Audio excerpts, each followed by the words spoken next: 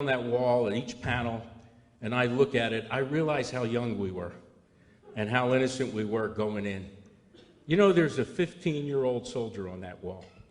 There are 5 16-year-old soldiers. There's a number of 17-year-old soldiers. The average is less than 23 years old. We went into that war extremely innocent. I remember as a second lieutenant getting my orders to Vietnam, first tour. I was assigned to be an advisor to the Vietnamese Marines, second lieutenant.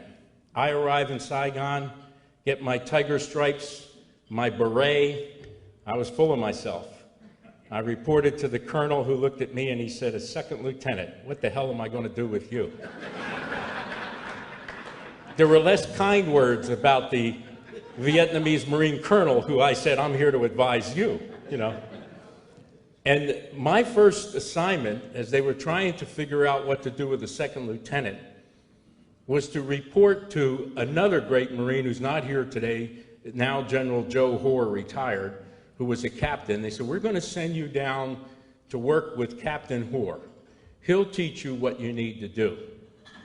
So I said to the colonel, "Well, where do I go?" He says, "Well, they're down in the Rung Sat Special Zone, which was a mangrove swamp south of Saigon. You know, they had the Viet Cong used to ambush the ships coming up, and the Vietnamese Marines on these small fiberglass boats interdicted the waterways and set up ambushes. You're going to go down and work with him."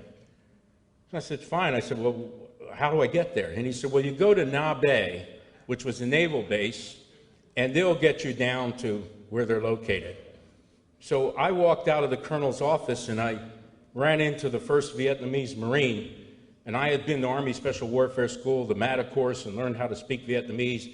And I said to the Vietnamese Marine, "How do you get to Na Bay?" And he said, "You catch a bus to go down." So I walked and took a little Cicolo cab from our headquarters at Les Tontons. I went to the square where all the buses were. I looked for the one that said Nha Bay.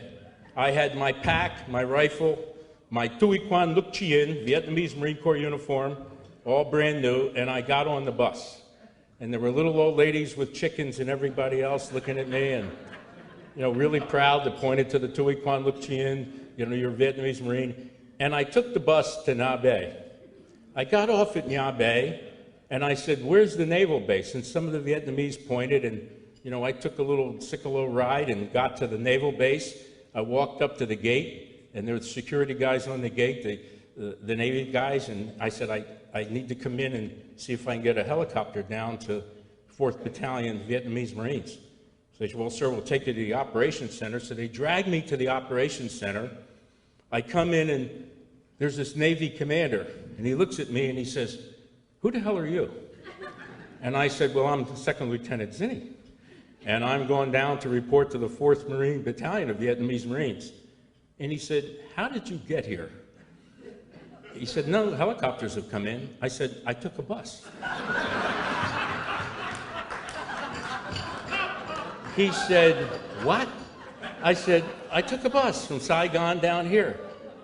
He said, "Are you crazy? It's not safe to take a bus." I said, "Well, I didn't know." He looked at me and he mumbled something about God protecting idiots and second lieutenants. And I reported to Captain Hoare, and Captain Hoare had been told that this new second lieutenant, the only second lieutenant ever assigned to the Vietnamese Marine Advisory Unit, was coming down. And he ensured that the battalion commander was ready for me to have a special dinner, which consisted of duck's blood and peanut soup, and a monkey I saw roasting on a skillet, which is not what they normally ate, but because he knew I'd been through this MATA course where we were told, you know, no matter what you think, eat the food, tell them it's delicious.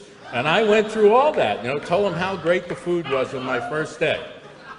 Now, I tell that story because I looked at that wall and saw how young we were going in and how innocent we were. And I can tell you stories about my first firefight where I had planned to come up out of my rack at night when the shooting started, because they told me it would start that night and we would be attacked. And I came up the wrong way, facing the back of a burnout building, and how the Vietnamese Marine said, turn the other way. That's where they're shooting from. To where we came out years later, first, second tour.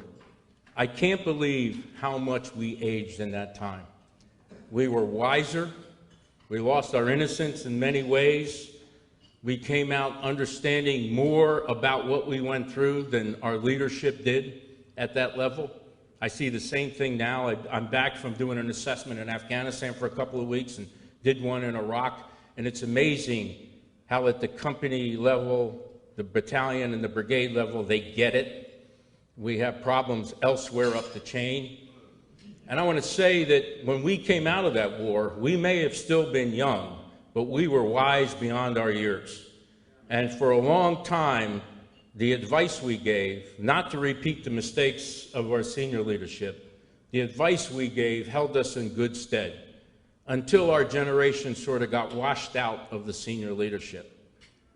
You know, and I think we're creating another generation now. My son is a Marine, just finished his 6th deployment, came back from Afghanistan.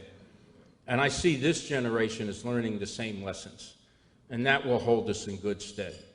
We came out of that war and